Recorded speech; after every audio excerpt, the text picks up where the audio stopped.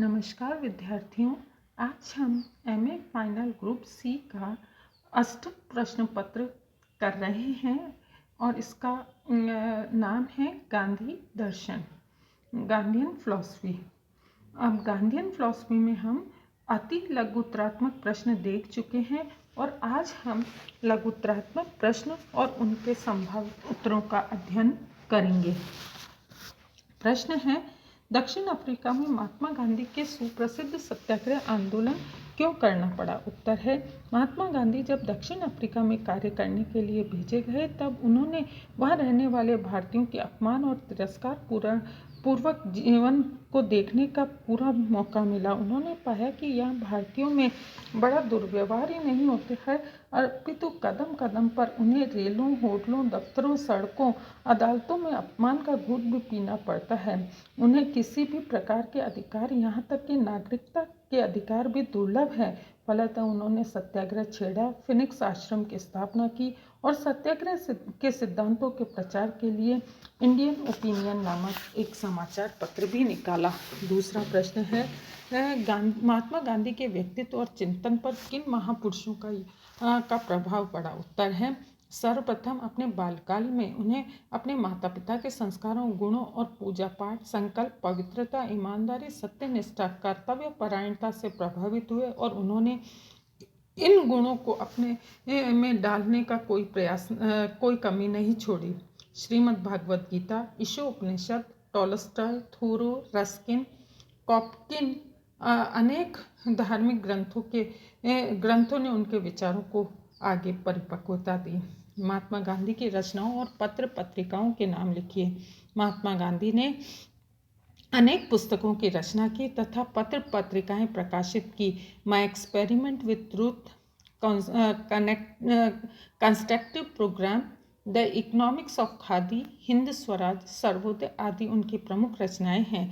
Young India, Harijan, Indian Opinion उनके द्वारा निकाले गए प्रमुख पत्र हैं।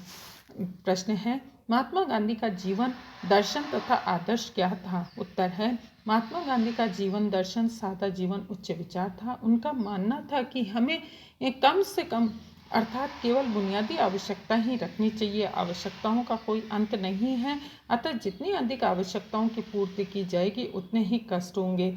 इच्छाओं का विस्तार भौतिक कल्याण तो देता है, किंतु आत्मिक सुख, नैतिक जीवन, परोपकार जीवन की प्रसन्नता से दूर हो जाएगा। प्रश्न है, महात्मा गांधी के अर्थशास्त्र के विषय में क्या विचार थे? उत्तर है, महात्मा गांधी ने कहा कि सच्चा अर्थशास्त्र कभी भी सर्वोच्च नैतिक स्तर का विरोध नहीं करता है। वह अर्थशास्त्र जो कुबेर की पूजा करता है और उन लोगों को जो धनाढ्य एवं शक्तिशाली है, निर्धन व दुर्बल लोगों के विनाश के द्वारा धन संग्रह करने का अवसर देता है, ये शास्त्र सर्वथा झूठा और भयानक था। सच्चा अर्थशास्त्र तो सामाजिक न्याय का प्रतीक है, सभी लोगों का समान रूप से कल्याण चाहता है, जिनमें कमजोर व्यक्ति भी शामिल है और सुंदर जीवन प्रदान करने वाला भी शामिल है। प्रश्न है, महात्मा गांधी के भारतीय वर्णाश्रम धर्म को क्यों महत्व दिया है? उत्तर है, वर्णाश्रम धर्म जीवन के 4 भागों ब्रह्मचर्य, गृहस्थ, वानप्रस्थ और संन्यास में विभक्त करता है। यही आश्रम व्यवस्था व्यक्ति के जीवन को निखारती है और व्यक्तिगत जीवन की सफलता की कुंजी है।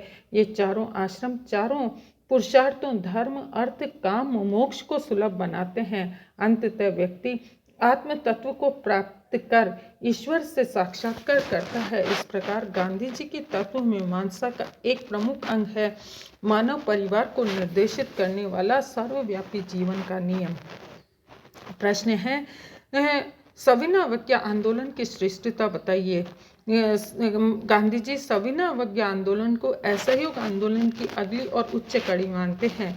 उसी उच्चता के प्रकाश में इस आंदोलन को उनके आदर्श से अधिक अनुकूल कहा जा सकता है, लेकिन इस आंदोलन को प्रारंभ करते समय उन्होंने बार बार ये चेतावनी दी कि इस आंदोलन को अत्यंत सतर्कता के साथ संचालित किया जाना चाहिए, क्योंकि इस आंदोलन के सफल संचालन के लिए सत्याग्रही को अधिक संयमी, नैतिक और आत्मबल से प्रेरित व दृढ़ होना आवश्यक है। प्रश्न है, महात्मा गांधी के राजनीतिक आध्यात्मिक करण संबंधी विचार बताइए। विद्यार्थियों, इस प्रश्न का उत्तर इस प्रकार समझा जाता है कि गांधी जी ने के सत्य, अहिंसा तथा धर्म संबंधी विचार उनके समस्त विचारों का मूल आधार थे।